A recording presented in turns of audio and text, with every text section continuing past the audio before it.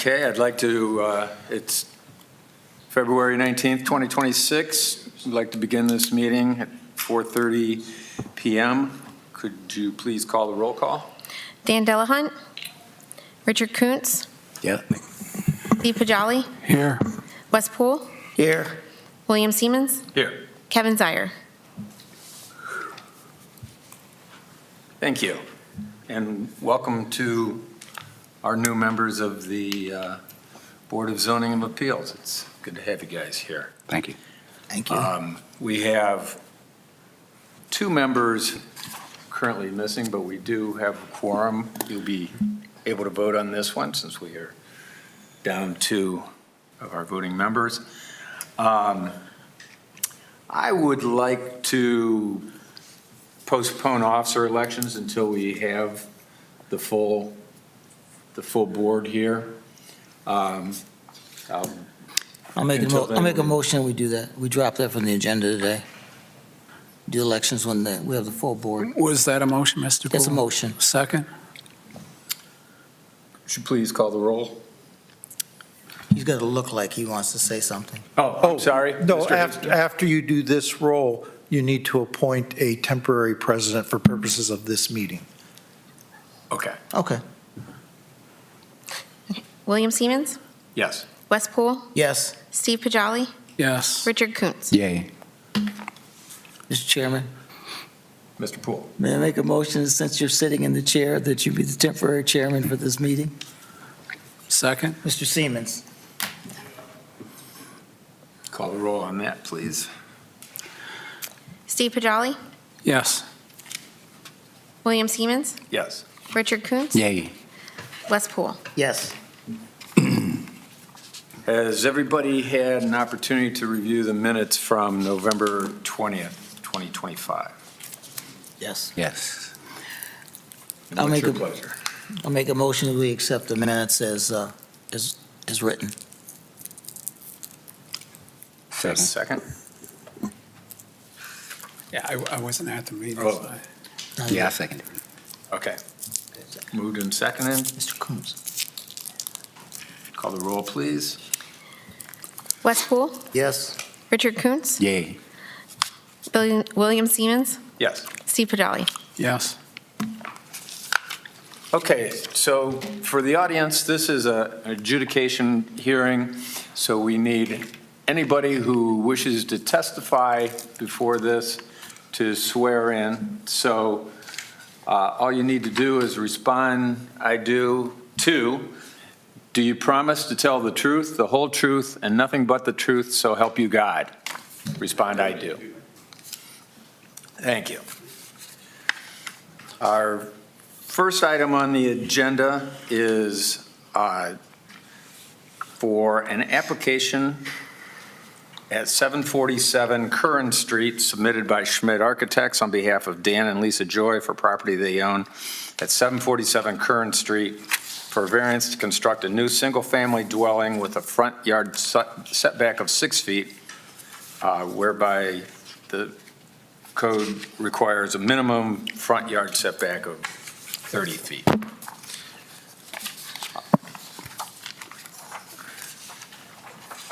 Could we get a staff report on this request? Yes, thank you, Mr. Chairman. So, like you mentioned, this application was for 747 Curran Street. We can see on this slide here that the property is zoned CR Commercial Recreation. In this neighborhood, which is a residential neighborhood, looking at this map, it kind of looks like a weird soup. We've got several zoning districts. To the west, we have two-family residential, to the south, single-family, and then to the east and then north onto Dutch Lane, we have commercial recreation. But again, this is when you drive down and I assume live in a residential neighborhood. So moving on. Here's a better look at the aerial view of the property. You can see top down of the existing buildings. Then from there, we've got a shot that we took of Curran Street elevation, which shows on the right-hand side, you can see the existing, I believe it's an office building of sorts, and on the left, behind that fence, you can see a type of storage building. So the proposed site plan, the property line is outlined in red. The home takes up most of the property, which is fine. On the northwest part of the property, we have a boat garage. I thought that was pretty cool. But on 2/16, so earlier this week, Monday, we received a revision from the applicant that the actual needed front yard setback is about 8.5 feet. Now, it's a little small on this slide, but what was originally proposed was 6 and change, almost 7 feet. So we advised the applicant, since it came in Monday, to we'll leave the request language as is. Everything was sent out as 6 feet. And, if something needs to be changed, or if you have any questions when we get there, the applicant is here.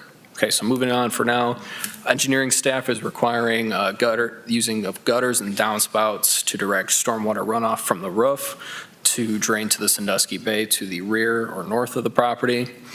Staff analysis is that despite the various zoning districts present, this area persists as a residential neighborhood. 2, this variance will help the current owner enjoy a similar proximity to the existing sidewalk and road, which many other residential dwellings and lots on that street and overall neighborhood enjoy, while still respecting the intent of the commercial district's yard regulations.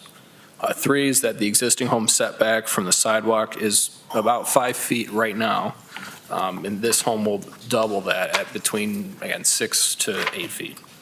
Granting this variance will align the proposed dwelling with the existing character of the neighborhood, and all other planning zoning code requirements would be met by this proposed development.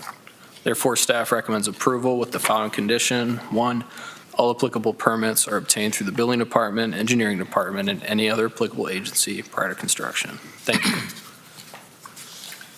Thank you. Does the board have any questions for staff? I will, sir, just a moment. I'm trying to find, go back a couple slides so we have the staff recommendation. This is a thick pack of material. I'm trying to find that. Go back further. One more. There you go. Okay. I'm trying to figure out what you're using as the property line that determines this 5-foot setback. So if you go to one of the pictures, and I'll go back further. Okay, well, better yet, what's the current setback? Right now, I believe it's within inches of the sidewalk, but if you'd like to invite the applicant up here to answer, because that's where I got it. We're going to deal with your analysis first. Hang on, you did the analysis. Tell me what you made your analysis on. What is it? From that picture, what is the current setback? What do you estimate it to be? 5 feet. Okay. From the drawings, from the curb and the sidewalk is about 7 feet.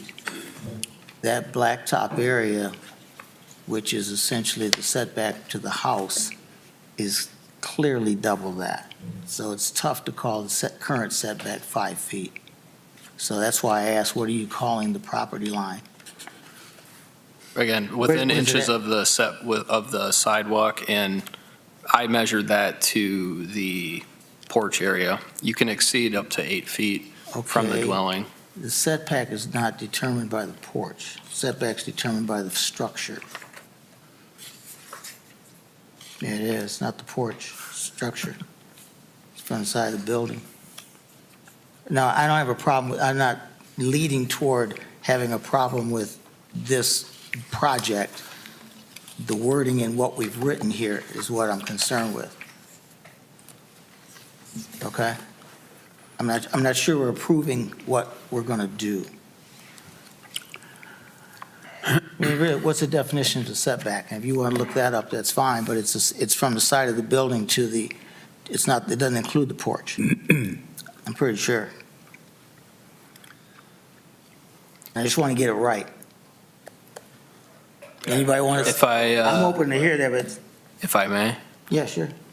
Setback is relative. When I measure setbacks for porch expansions or a new build, it is to the front dwelling wall, like Mr. Poole mentions.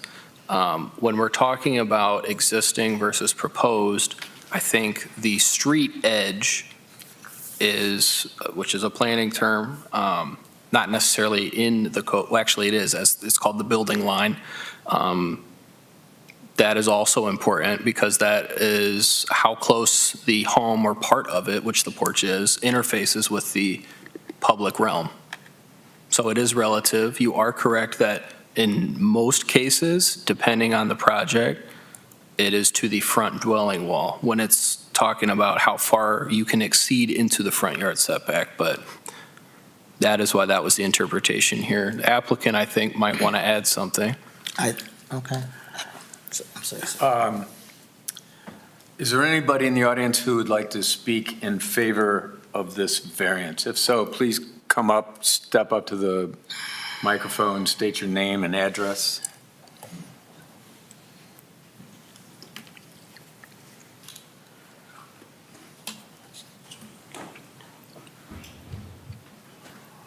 Craig Schmid, 3709 Scotney Drive, St. Dustin.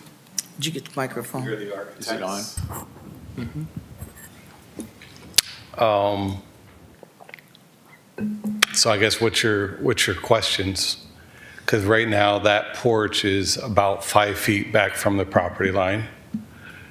The new one is going to be 11 feet to the property line, to the front of the dwelling unit, 8 feet 6 to the front of the porch. So I guess I'm not, so this drawing, what we corrected on Monday is the right-of-way on the street is 40 feet. When we started the drawings prior to getting the survey, we had it as 50 feet. So the 5-foot difference is in the right-of-way. So that red line is actually shown 5 feet in from the sidewalk. That it's correct on the survey drawing, if you go to the survey drawing. So the property line starts at the north side of the sidewalk. And from there will be 11 feet to the dwelling and 8 foot 6 to the column on the front porch. The current front porch is 5 feet from the property line. That answers my concerns. That's what confused me. The wording and what we're asked to approve Right. isn't what's there. But the house will actually not be any closer to the road than the one that's there. Correct. It'll be 3.5 feet further back to the porch and actually 6 feet back to the dwelling unit. Thank you. There you go. Can you tell us how the setback of this building compares to the building just east? Yeah, you can see the shaded area to the right and to the left are the two existing houses. So we're right in line with the two houses on each side of it. And then if you go one house further to the east, it's also in the same line. There's another one to the west, a couple to the west, but not all of them are up all the way up there. That shows the two houses to the east are right in line with where we're going to be. Yeah. Thank you. So. Is there any more questions for Mr. Schmidt? No, I don't have any questions for Mr. Schmidt, but I did want to just make a comment and ask a question. Would it be acting chairman? We'll go with that. So the current code calls for 30 foot, right? Correct. Okay, they're at 6 or somewhere there now. Correct. So they don't even adhere to the code now. Correct. So he's going to move it back farther, so it'll come more in compliance to what the current code is. I don't see what the debate is. I would agree. I mean, I gave the I would current- move to approve the request. I'd just like to ask if there's anybody in the audience who wishes to speak against this variance. Okay. I would move to approve the request as presented. I'll second it. So we have a motion and a second. Discussion? Just as presented is not what he just told us he changed it to. I'm happy with doing it. I don't like, I just don't like to be not correct. He says it's changed, and he moved it back 3 feet because the original, so if we're approving the original, it's not what's there now. 30 years from now, they'll be arguing about it. If I may. Mr. Panis? In my experience with previous Board of Zoning Appeals meetings, Mr. Poole, when somebody makes a motion and second in the language that Mr. Pajali did, that, and correct me if I'm wrong, Mr. Pajali, but that implies that it's as presented in the staff report and also on the slide here for our convenience and reading pleasure. Right. So, meaning with the condition. So 8 feet, 6 inches. Is that what we're So saying? the variance request, right, so the variance request was for 6 feet. If you'd like to, we have a roll call coming up. If you want to propose a new motion, you're more than welcome to at the actual proposed 8.5 feet. That's why I mentioned it. And I said the 5 feet just to give purely for context. Okay. I'll stick with my original motion because it's at 6 feet now. I mean, it's at 6 feet now. Why would we argue about that or debate that? Can we, from the, it looks like our law director's looking up, what is the actual measurement for setback? Any permanent structure, that would include the porch. Okay, as long as we apply that to everyone we use in the future, I'll live with that. That's fine. Yeah, it's any permanent structure. And it typically, if it has a foundation, that's always what we went by, is if it has a foundation. It's fine what you went by, just a question of making sure we're doing it the same for everybody. Thank you. Can we call the roll on this motion? Steve Pajali, Yes. Wes Poole, Yes. Richard Kuntz, Yay. William Siemens. Yes. That variance has been granted. So we move down the street to 831 Curran Street. This had been tabled in what month? November. November. So I guess first we need a motion to bring that off the table. So moved. Second? All in favor, say aye. Aye. Aye. Aye. This is an application that was submitted by Robert Dissauer for property he owns at 831 Curran Street for variances to construct an addition on the front of the existing boathouse at a front yard setback of 10 feet and a total side yard width of 1 foot, or a total distance between buildings on adjacent lots of 12.5 feet. Whereas code requires a minimum front yard setback of 30 feet and a total width of side yards on a lot of 15 feet. Can we have the staff analysis? Yes, while we thank you. dig through this? Yes, thank you, Mr. Chairman. Sorry for the tongue twister there. That is, believe it or not, the simplest way to write that. Okay, and hopefully my explanation will illuminate any doubts we have, because we do have half a new board here, so I'm going to run through this again, kind of like I did in November. So, like Mr. Chair mentioned, this is 831 Curran Street. This is zoned commercial recreation district, as there are the surrounding properties. This is further down the street from the case we just heard for context. On the right-hand side of this slide is an aerial view. This is a sliver parcel and home, which is, as we see, if you look at the other configurations of the lot, a common condition. Again, just for context. More for context, here are a couple street view photos we took last fall. Structure looks the same today. It's that yellow house that goes straight back. Moving on. Proposed site plan. In the red is the estimated property lines, and then you can see the side yard setbacks, that either or side yard there. In terms of the scope of work, the applicant debated between a front addition or a complete replacement of the boathouse. Again, just for context, because ultimately, whatever the applicant decides and applies for a building permit for will have the same footprint for which he's requesting the 2 variances. Okay, so moving on from that, that's the important information to know on this slide. Everything else was restated in the staff report. Here's a front elevation and a side elevation for either side. So the staff analysis, part 1 of 2, is that the existing neighborhood has a mixture of boathouses, single and 2-family homes, all with different zoning, yet it is a neighborhood.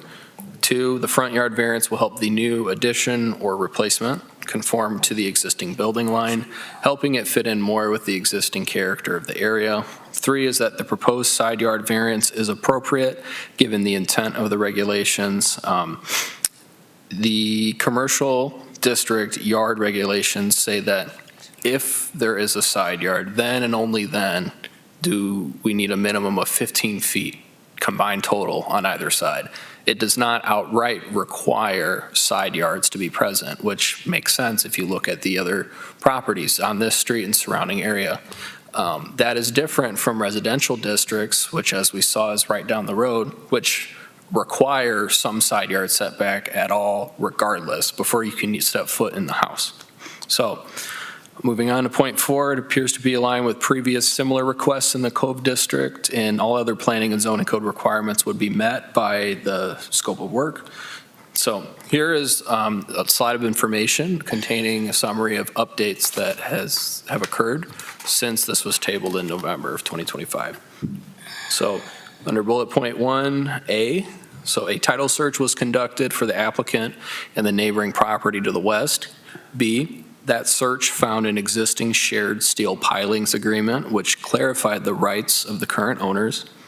C, the applicant and his attorney's intentions are to be good neighbors, follow that agreement, and for this project to not harm the structural integrity of the adjacent structures. 2, the applicant's attorney further notes that it is within the purview of a court of law and not the Board of Zoning Appeals to determine if there has been an infringement upon the rights of that agreement. And 3, as far as city staff are concerned, the original analysis and subsequent recommendation still apply. Our law department concurs that this specific issue is not within the BZA's purview. The other department's comments are largely the same. The chief building official is expecting plans. He's been kept in the loop on this proposed project.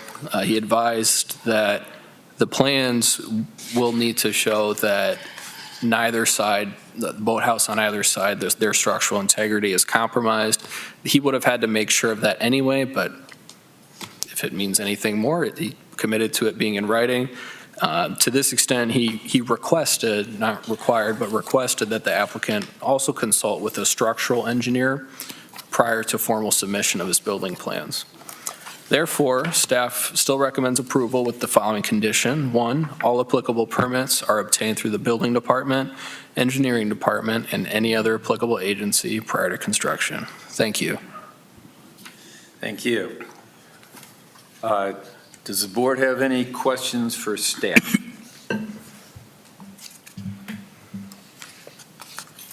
I think that I have just a couple questions as a novice. Go ahead. Go ahead. It appeared when I went back and I looked at this, I think that the primary concern was those steel pilings and Yes. the structures that were tied together and the cross beams. And I wondered when I watched that, what kind of conversation did the homeowners have with each other? That's just always important to me, communication. And I hate to think that something moved forward and that conversation didn't take place, and now you have neighbors that had this angst, right? That's just the way I think. I'm just being honest with you all. I like to have good neighbors. And so, what guarantees do we have if they're tied together and they've been tied together all this time and, there was no problem, and now all of a sudden there's a problem, right?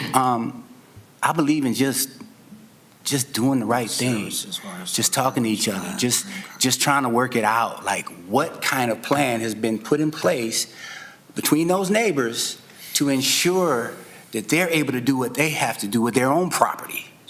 That's a concern of mine. So I just need to put it out there, right? Be honest about it. So I guess that's a question that I would have. Like, what have the neighbors done? What have they done to try to work it out? And correct me if I'm wrong, when I looked at that video, and I watched it intently, it seemed to me that that was something that, when they left, that they talked about, okay, we need to do this. We need to have this conversation. So I'd like to know, did they have a conversation? Was there any resolution? What did they come up with? Like, all of this stuff, I know it's, part of the process, but in order for me to feel comfortable, I would need to know. Well, I think we'll probably find out here. Is there anybody in the audience who would like to speak for or in favor of this variance? If so, please come to the mic and state your name and address.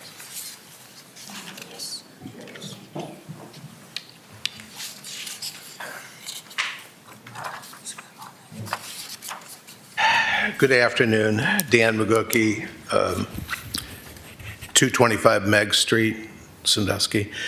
I represent Bob Dissauer, who is the owner of the 831 Current Street Boathouse. I think this sketch, which I don't believe is in the record, Alex, if you don't mind, can you pass that? This will clear some things up. Certainly from a legal standpoint, it'll clear some things up.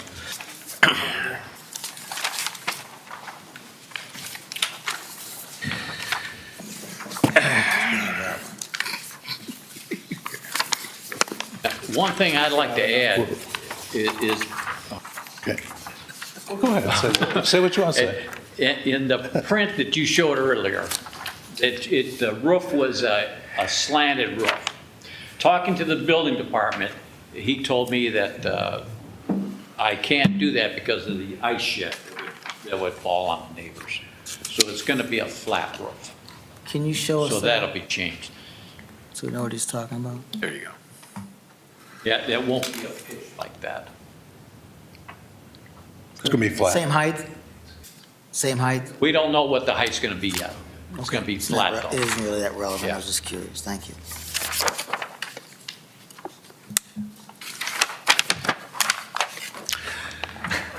Well, what I was going to say, now that you've got. Extrapolate on. Well, I let him answer because I figured he's not a criminal defendant. So he can say whatever he wants right here.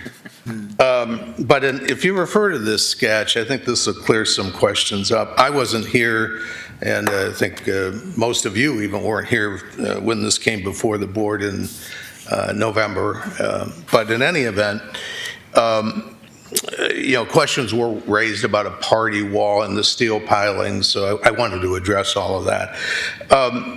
This is, when you see Bud Cook, and I think I wrote under that's Bob Dissauer's boathouse, which is to the east of what was formerly Lee Wanger, a former client of mine, can't believe back in 1989, been around that long, but and now that's Mr. Burke, who I believe is sitting out there and may have some comments. But so there's two things that are important about this agreement, or about this drawing.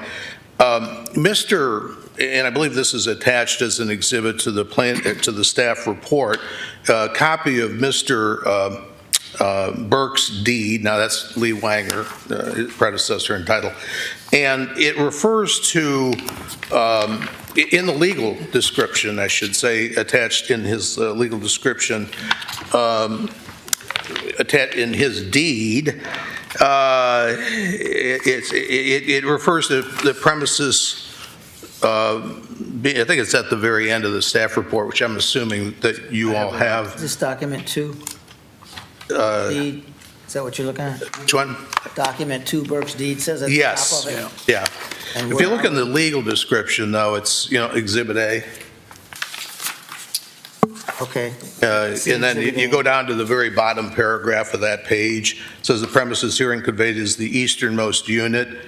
Now, the east, that means, again, referring now to the drawing, it's Lee Wanger, or now Mr. Burke's boathouse, that's the easternmost boathouse.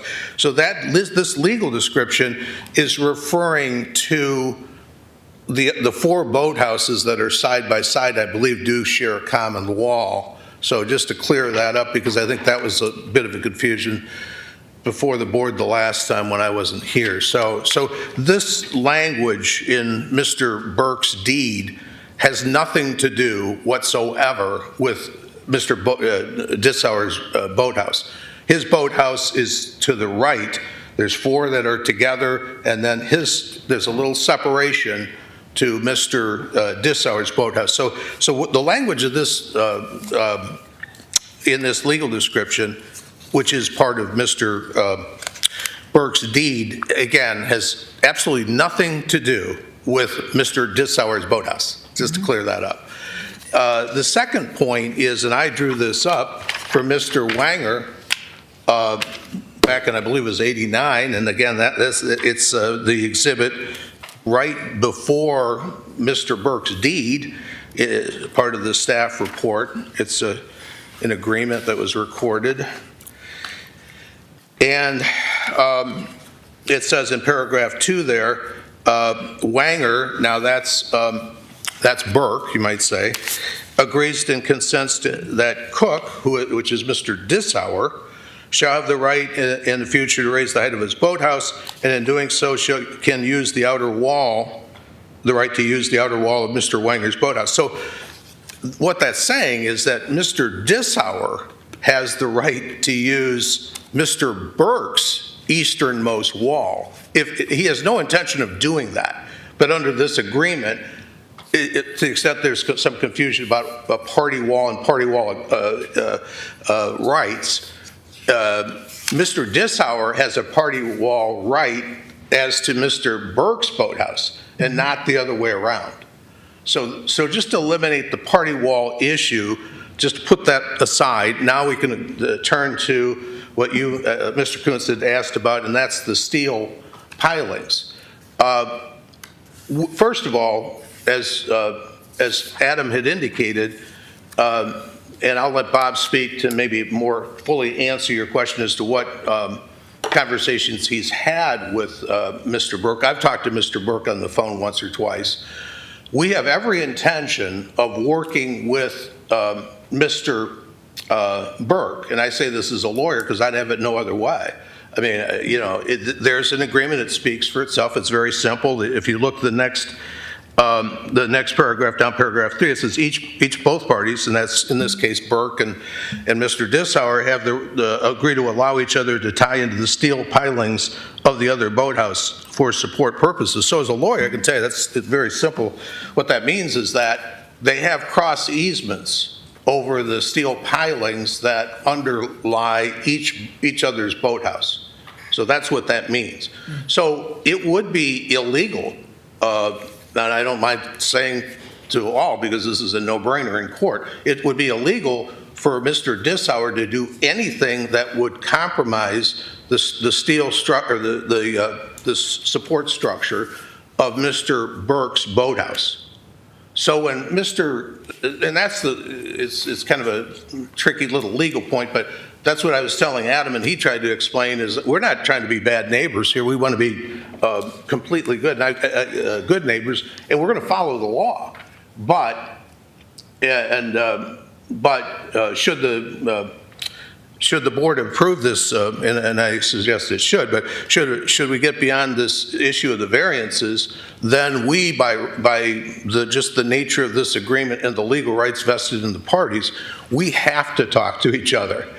Otherwise, if we don't agree, and I'm sure we will, well, heaven forbid, we'll end up in court. I mean, if we do something to mess around with his support structure, he's going to sue us. And I'm not going to let my client be sued and be actually liable and be guilty of something. So that's I don't say that in a pounding my chest like we're looking to go to court and be oblivious to Mr. Burke's rights. Not at all. So anyway, I hope that clears things up. Thank you. Unless there's, Any questions for- Mr. Dissauer will be glad to speak further as to conversations if you want to hear that, but.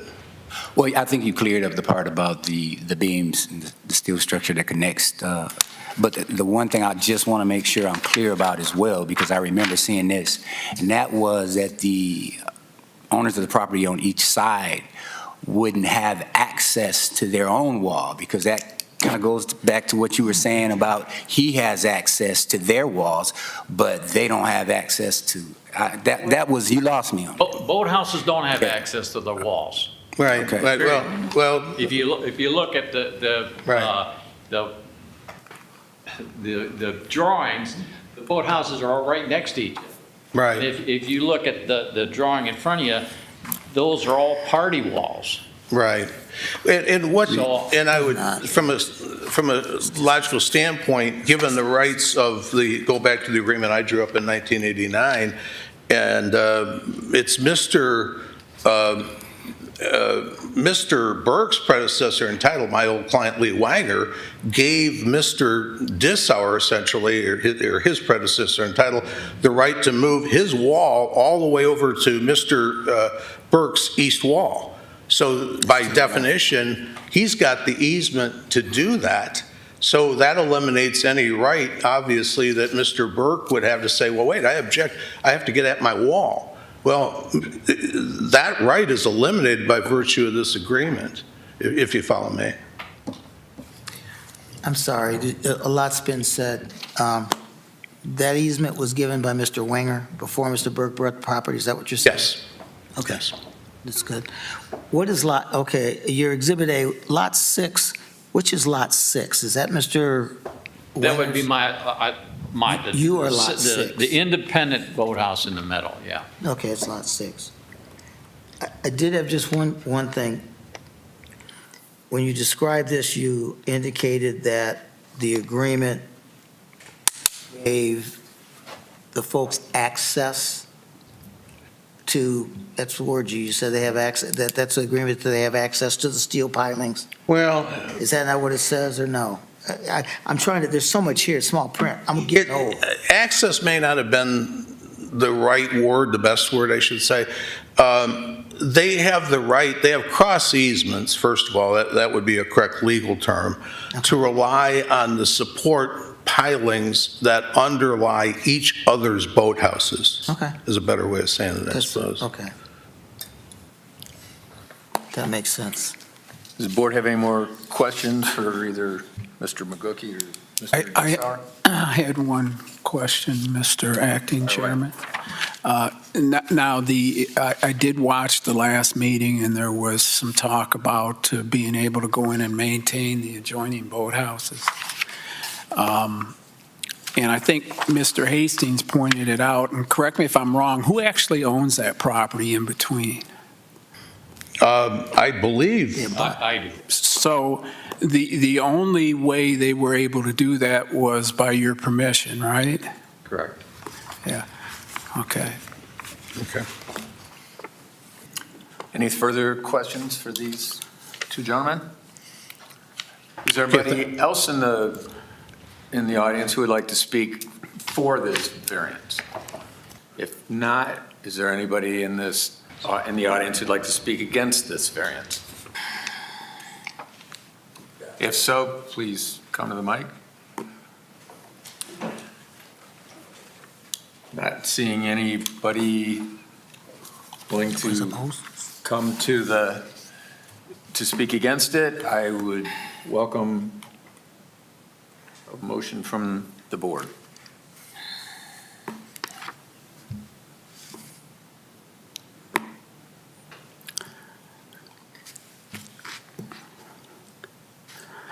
I would move to approve the variance. I know this is a tough one because of the situation, but I guess I go back to, there were some questions about being able to maintain and get in between there. And that was only allowed because that person, he owned the property, so he gave them permission. So if that's taken away, the only reason they were able to get in there was because he owned the property and gave them permission in the first place. I do think that I would say that you better get a really good structural engineer, because I was involved in something close to this, and it was a situation where there were engineers or qualified people that came in and said, oh, you don't have to worry about it, it's not the same wall, and if you take this down, nothing's going to happen. We finally got a good structural engineer, and he said, you better not do this. Created some issues, so. Mr. Chairman. And one last comment. The only criticism I would have is, I would think our code compliance guys would have been out to maybe write this boathouse up a long time ago. I mean, it looks to me like it hasn't been well maintained, and I think you admitted it wasn't well maintained in the last meeting, and I just think that if maybe we would have gone out there and done an inspection and written some things up, maybe it would have forced other action. I don't know. Mr. Chairman, Mr. Poole. I'm not going to second this, but before we get any further, I have some comments, some thoughts about this to add? Yeah, Before you go any further. No more comments, Mr. Poole, No more? at this point. Okay, all right. If you don't get a second, then we're done. Then we'll get my comments in. Is there a second to this motion? Well, then this motion dies for a lack of a second. Do we have to go to executive session to have the discussion, or I don't have a problem saying this out loud? You want to put that in form of a motion? Motion to go into executive session to discuss this. Mr. Poole, that is not a reason to go into executive session. What are the reasons we need it other than to discuss this?